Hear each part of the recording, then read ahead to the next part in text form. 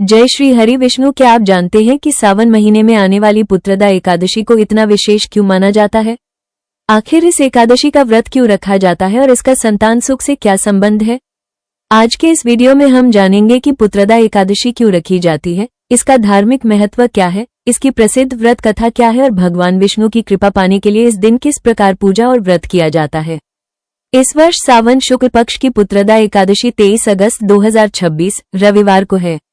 धार्मिक मान्यता के अनुसार पुत्रदा एकादशी भगवान श्रीहरि विष्णु को समर्पित होती है। पुत्रदा शब्द का अर्थ संतान प्रदान करने वाली एकादशी से जोड़ा जाता है। हालांकि इसे केवल पुत्र प्राप्ति तक सीमित नहीं माना जाता, बल्कि संतान सुख, संतान की कुशलता, अच्छे संस्कार और परिवार की मंगल कामना के लिए भी इस व्रत को श्रद्धा से रखा जाता है। हिंदू धर्म में एकादशी तिथि को भगवान विष्णु की आराधना के लिए विशेष माना गया है। वर्ष में आने वाली विभिन्न एकादशियों का अपना अपना महत्व बताया गया है और सावन शुक्ल पक्ष की एकादशी को पुत्रदा एकादशी कहा जाता है। धार्मिक परंपराओं में इसे संतान की इच्छा रखने वाले दंपतियों के लिए विशेष व्रत माना गया है। साथ ही जिनके बच्चे हैं वे भी अपनी संतान के सुख, स्वास्थ्य, लंबी आयु और अच्छे भविष्य की कामना से भगवान विष्णु का पूजन करते हैं। पुत्रदा एकादशी की प्रसिद्ध कथा राजा महीजीत से जुड़ी हुई है। कहा जाता है कि प्राचीन समय में महीजीत नाम के एक राजा थे। उनके राज्य में प्रजा सुखी थी और राजा भी धर्म का पालन करते थे, लेकिन उनके जीवन में एक बड़ी कमी थी। उनके कोई संतान नहीं थी। राजा को इस बात का बहुत दुख था और वे हमेशा इस चिंता में रहते थे कि उनके बाद राज्य और वंश का क्या होगा। राजा ने बहुत से उपाय किए, लेकिन उन्हें संतान की प्राप्ति नहीं हुई। तब उनके शुभचिंतकों और राज्य के लोगों ने किसी ऐसे ऋषि मुनि से मार्गदर्शन लेने का विचार किया जो राजा की समस्या का समाधान बता सके। आखिरकार लोमश ऋषि के पास जाकर राजा की समस्या बताई गई। ऋषि ने ध्यान करके राजा के पिछले जन्म के कर्मों के बारे में बताया। कथा के अनुसार पिछले जन्म में राजा एक व्यापारी थे। एक दिन बहुत तेज गर्मी में वे एक जलाशय के पास पहुंचे। वहां एक गाय पानी पी रही थी। प्यास के कारण राजा ने उस गाय को हटाकर स्वयं पानी पी लिया। धार्मिक कथा के अनुसार इसी कर्म के कारण उन्हें अगले जन्म में राजपाट तो मिला, लेकिन संतान सुख से वंचित रहना पड़ा। जब ऋषि ने यह बात बताई तो राजा बहुत दुखी हुए और उन्होंने उपाय पूछा। तब ऋषि ने उन्हें सावन शुक्ल पक्ष की पुत्रदा एकादशी का व्रत करने की सलाह दी। राजा के हितैषियों और प्रजा ने भी श्रद्धा से यह व्रत किया और भगवान विष्णु की पूजा की। कथा के अनुसार व्रत का पुण्य राजा को समर्पित किया गया और कुछ समय बाद राजा के घर एक योग्य पुत्र का जन्म हुआ। इसी कथा के कारण पुत्रदा एकादशी को संतान प्राप्ति और संतान के कल्याण से जोड़कर देखा जाता है। इस कथा का एक महत्वपूर्ण संदेश ये भी है कि मनुष्य को अपने कर्मों के प्रति सावधान रहना चाहिए और किसी जीव को अनावश्यक कष्ट नहीं देना चाहिए।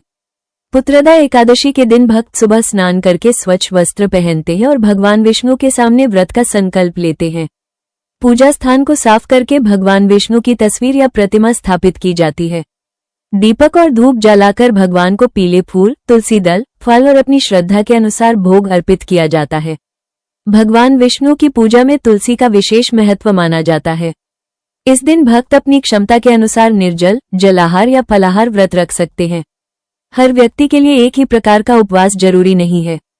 यदि किसी को स्वास्थ्य संबंधी समस्या है, गर्भावस्था है या कोई चिकित्सकीय कारण है, तो बिना विशेषज्ञ की सलाह के कठिन उपवास नहीं करना चाहिए। व्रत का उद्देश्य श्रद्धा, संयम और भगवान का स्मरण है। पूजा के समय भगवान विष्णु के मंत्रों का जाप किया जा सकता है।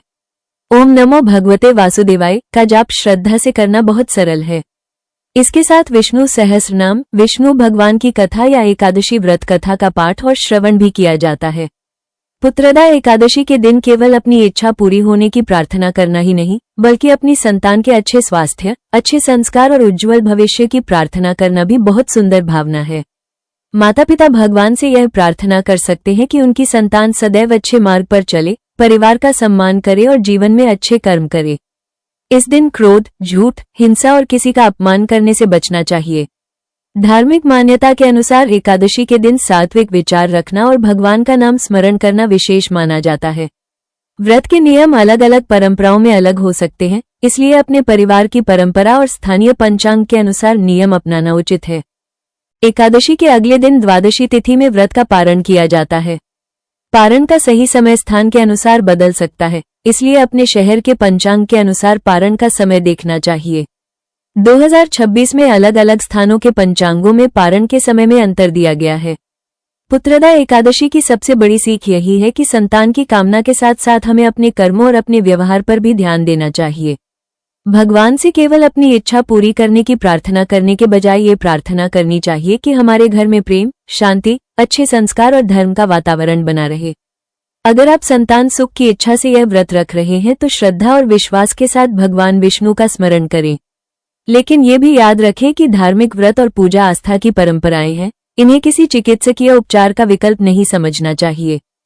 हे भगवान श्रीहरि विष्णु, सभी भक्तों पर अपनी कृपा बनाए रखें।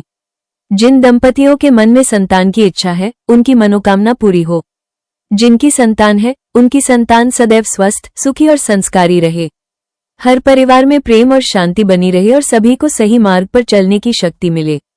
अगर आपको पुत्रदा एकादशी से जुड़ी यह जानकारी और कथा अच्छी लगी हो तो वीडियो को लाइक जरूर करें, अपने परिवार और दोस्तों के साथ शेयर करें और ऐसे ही धार्मिक एवं आध्यात्मिक वीडियो देखने के लिए गोद की शक्ति चैनल को सब्सक्राइब जरूर करें।